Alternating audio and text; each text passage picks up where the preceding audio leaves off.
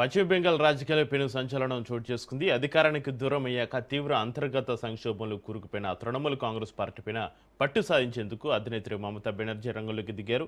TMC Bengal రాష్ట్ర అధ్యక్ష బాధ్యతలను స్వయంగా తానే చేపడుతున్నట్లుగా మమతా బెనర్జీ శనివారం ప్రకటించారు. అంతకుముందు పార్టీ రాష్ట్ర అధ్యక్షురాలిగా ఉన్న చంద్రికా భట్టాచార్య తన పదవితో పాటుగా పార్టీలోని అన్ని బాధ్యతలను రాజీనామా చేయడం కలకలం రేపింది. ఇక శనివారం మధ్యాహ్నం చంద్రికా భట్టాచార్య తన రాజీనామా లేఖను సమర్పించడమే కాకుండా పార్టీ బ్యాంకు ఖాతాల నిర్వహణ, కేంద్ర ఎన్నికల సంఘం వద్ద పార్టీ ప్రతినిధి బాధ్యతల నుంచి కూడా తప్పుకున్నారు. ఆ తర్వాత ఆమె తిరుగుబాటు వర్గం నేత రితుబ్రత బెనర్జీతో సమావేశం కావడం పార్టీలో మరిన్ని ప్రకంపనలు సృష్టిస్తోంది.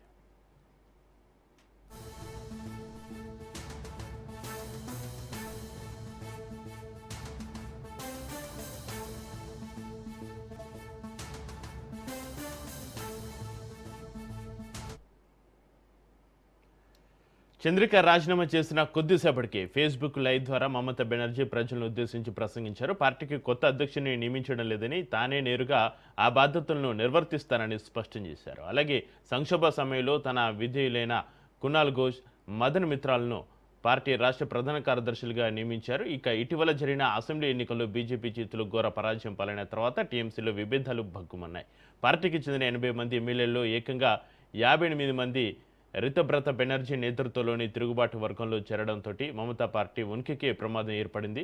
గత నెలలోనే మమతా బెనర్జీని జాతీయ అధ్యక్షురాలి పదవి నుంచి తొలగిస్తున్నట్లుగా తిరుగుబాటు వర్గం ప్రకటించి ఆ స్థానంలో అరూప్ రాయ్ను ఎన్నుకున్న సంగతి తెలిసిందే.